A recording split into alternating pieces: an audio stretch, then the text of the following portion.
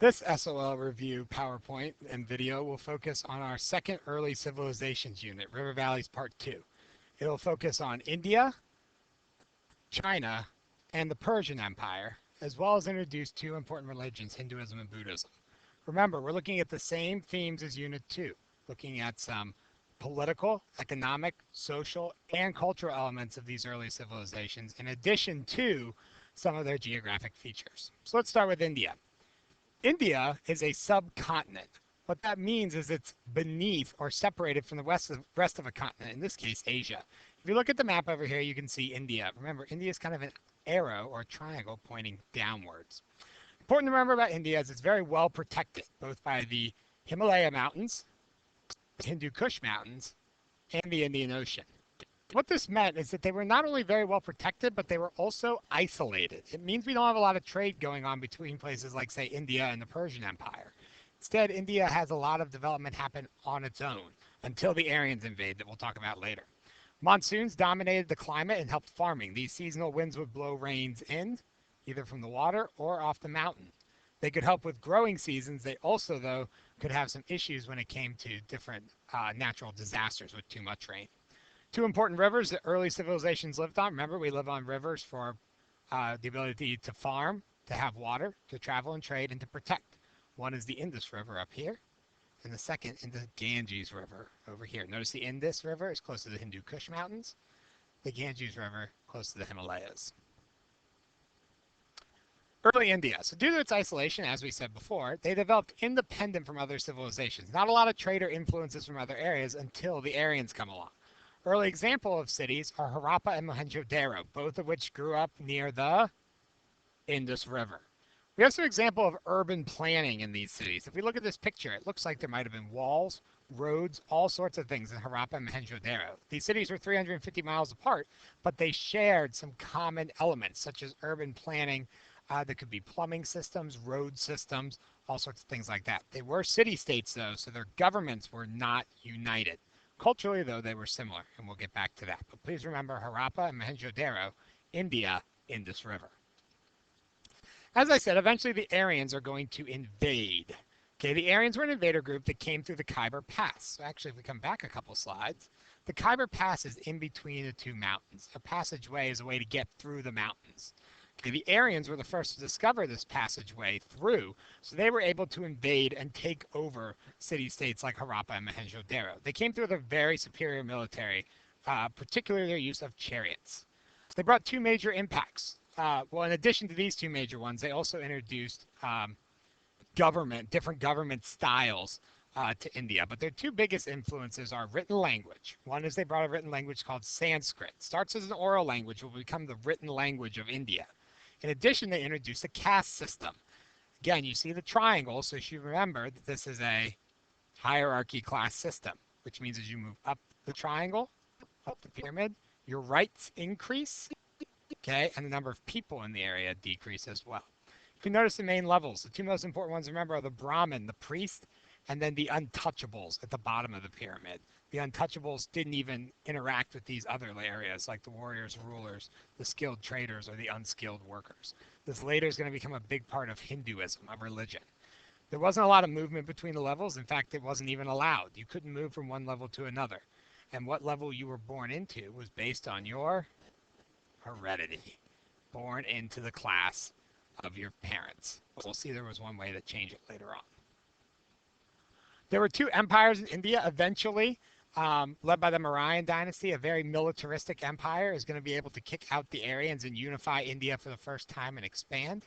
The most important thing that happened in the Mauryan dynasty was actually by Maurya's grandson, King Ashoka, who converts to Buddhism, which we'll talk more about in a second, and helps spread the religion to China with missionaries. So he goes across the Indian Ocean on the Indian maritime trade route and takes that religion, the missionaries rather, to China.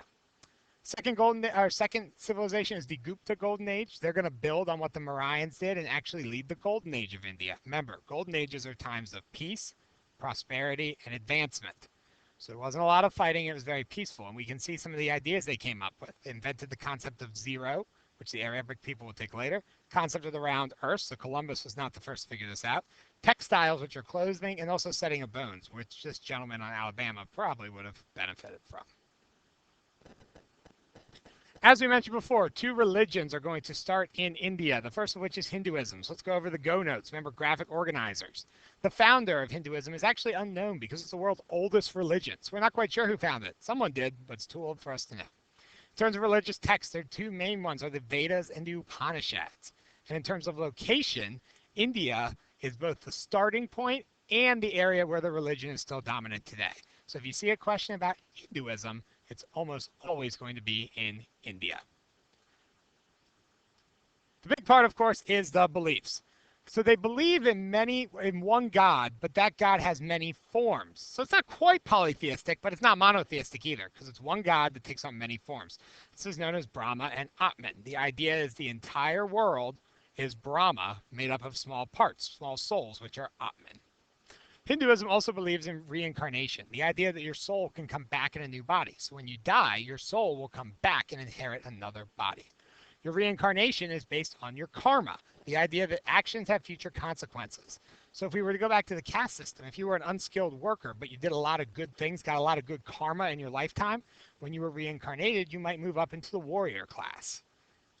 By the flip side, though, if you have bad actions during your lifetime, you could move down and become an untouchable. The way you knew how to act is by following laws, which are called dharma. And again, we mentioned the caste system already. That social system the Aryans brought, rigid, hierarchy, heredity class system, is going to be a big part of Hinduism. Okay? And the whole goal is once you learned everything there was to know about Hinduism, you would reach moksha, a state of enlightenment or understanding. If you remember from class, we came up with the mnemonic device, DKRC, BAM, to describe Hinduism. Follow dharma, the laws, to get good karma. So when you're reincarnated, you come back in a better level of the caste system. Then, once you understand everything about Brahma and Atman, you reach that state of moksha, or complete understanding. DK, RC, BAM. The second religion is going to be Buddhism, that also starts in India. The founder is Siddhartha Gautama. We call him Sidji a lot, but know his name Siddhartha Gautama. He meditates under a tree and reaches enlightenment. Then he becomes Buddha. Remember, there's a difference. When he's skinny and doesn't have knowledge, when he's not enlightened, he's Siddhartha Gautama. When he's shown healthier or fatter, he's Buddha. He's full of knowledge. There's no central text in Buddhism. That doesn't mean they don't have books. It means they just don't have one that's more important than any others. In terms of location, Buddhism is going to start in India. Like we said, Siddhartha Gautama was a Hindu before he started this religion, but it spread to China along the Indian maritime trade route by King Ashoka from the Mauryan dynasty. See there's skinny Siddhartha and enlightened Buddha. Beliefs. They believe in reincarnation just like the Hindus do. They believe the soul keeps coming back. Their big difference, though, is they believe in something called the Four Noble Truths. You suffer because you desire things. And the only way to end your suffering is to end your desires. And you end your desires by following the Eightfold Path, steps to eliminate desires or wants. What this basically means is that people suffer because they want things. If they didn't want those things, they wouldn't suffer, and then they'd be happy. Once you're able to break this cycle of desire and suffering, you reach nirvana, a state of enlightenment, when reincarnation is broken. So both religions also believe in a state of enlightenment. Remember from class, we talked about the iPhone as an example of this. Sure, you've got the iPhone 5. It's great. It's awesome. You're happy with it until the iWatch comes out. Then you got to have the iWatch. And you got to do miserable things like keep your grades up, do your chores, do your homework in order to get the watch. If you didn't want the watch, you wouldn't have to suffer to get it. That's the Four Noble Truths. Let's take a look at China, our next civilization we look at. China, like India, also has some isolation. They're isolated by the Pacific Ocean, the Himalayas, just like India right over here, and then finally the plateau of Tibet and the desert, the Gobi Desert. So we're going to see a lot of different developments here in terms of isolation, just like in India. Almost every civilization lived along the Wanghe River, right here, or another name for it being the Yellow River. Notice all four major dynasties centered on that one river, although you'll notice each dynasty gets a little bit bigger. Let's look at what a dynasty is, though. So Chinese were ruled by dynasties, rulers from the same family. If they're from the same family, it means dynasties are based on heredity. 4 main dynasties you need to know about. The first is the Shang dynasty. They developed the polytheistic religion, many gods, and created written language for China. The Zhao dynasty came up with the mandate of heaven. The mandate of heaven meant that rulers who were just, good rulers, had the authority from the gods to rule. That gave them a lot more power. You would lose the mandate of heaven if you did something wrong. A lot of times the Chinese would interpret disasters or sickness as the gods being mad, and the leaders would lose the mandate of heaven. Notice we have a combination here of government and religion, making China a theocracy. Next major dynasty is the Qin dynasty, ran by Shinshui Huangdi. He unifies China using a very strong military, and he also builds the Great Wall of China. The Great Wall of China was built to protect the Chinese and keep the Mongols out. The Great Wall is on the northern border. And the last dynasty you need to know is the Han dynasty. They developed the Silk Road, a trade route that carried silk, paper, porcelain, and textiles to the Mediterranean Sea. Notice, not as isolated anymore once we get to the Han dynasty. And also developed the civil service system. This was a system where people would take tests to get jobs in the government. Giving jobs to people in the government sure sounds like an imperial bureaucracy, which we talked about with Egypt. China also had 2 philosophies that they came up with. Philosophies are kind of how society should work. Not quite a religion, but close. The 2 main ones are Confucianism and Taoism. Confucianism was all about social order. It was most important for a functioning society. Everyone doing their job and having positive relations with each other meant society would run well. They had a code of politeness and also followed this idea called filial piety, which is respect for your elders. They also put a big importance on education so that you could do your job. Taoism thought society should work differently. They thought that your relationship with yourself and nature was the most important. Reject social relationships. Live in harmony with nature. No worldly ambitions. Lead as simple a life as possible. Hopefully you can notice these 2 philosophies are opposites. Okay? When the Zhao dynasty was having issues with the mandate of heaven, people came out with these ideas on how to make sure leaders could keep the mandate. Some were Confucius, some were Taoist. They're opposites. Do you remember what symbol that means they both probably believed in? Yin and Yang. Remember, opposites. And Yin and Yang believes that in order to understand one thing, you must understand its opposite. In order to understand Confucianism, you must understand Taoism to have a purely, truly functioning society. The last empire we take a look at is the Persian Empire. Notice I said an empire. Okay, so they're going to have one leader probably, conquer a lot of land, and have a strong military. We can see it stretches areas that we've covered already. Here's the Fertile Crescent, Mesopotamia, Tigris-Euphrates River. Okay, over here are where the Phoenicians were. Notice they get this area and they stretch almost over to the the Indus River in India. So the Persians were ruled initially by a guy named Cyrus the Great. He was responsible for conquering the Fertile Crescent, the Tigris-Euphrates River, and forming an empire. He also ruled with tolerance. This meant that he treated people with kindness and respect. It's kind of the opposite of Hammurabi. Cyrus the Great thought tolerance, letting people keep their traditions, most notably religion, meant they would be happier and more likely to follow what he said and keep his empire strong. Fertile Crescent. After Cyrus the Great, comes Darius I. There were some issues between Cyrus and in between the rule of Cyrus and Darius. This guy named King Cambyses had a very intolerant rule and tried to take over Egypt. It was incredibly unsuccessful. Egypt did not accept the lack of tolerance. So they regrouped under Darius I, or Darius the Great.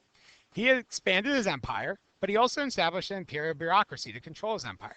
He split his empire into 20 provinces, which are kind of like states, and put satraps in charge of each area. That way, the emperor, Darius, didn't have to rule the whole thing by himself. His satraps, or his assistants, would run the 20 provinces. Think of it like a principal runs a school, but the teachers run the classroom. The teachers are like the satraps. He also built the royal road to improve trade and standardize money. That meant everyone had the exact same kind of money. Okay, that's a big deal because you can trade more effectively if your money's the same. You don't have to worry about how do your monies match up in terms of value. In terms of accomplishments during the Persian Empire, it's going to expand about 20,000 miles, and it's going to remain, 2,000 miles, and will remain powerful until the rule of Alexander the Great, who we'll talk about with Greece. They also established a religion called Zoroastrianism. This is a polytheistic religion and was based on the idea of good versus evil. There was a good God and a bad God to follow. Follow the good God, go to paradise. Follow the evil God, go to the underworld. Should sound kind of like heaven and hell. The sacred text of Zoroastrianism was the Avestas. Again, there's the Persian Empire stretching from the Indus River all the way over here. And remember, the biggest difference between this empire and Alexander the Great's empire is Alexander the Great gets control of Greece, which is our next PowerPoint video lesson.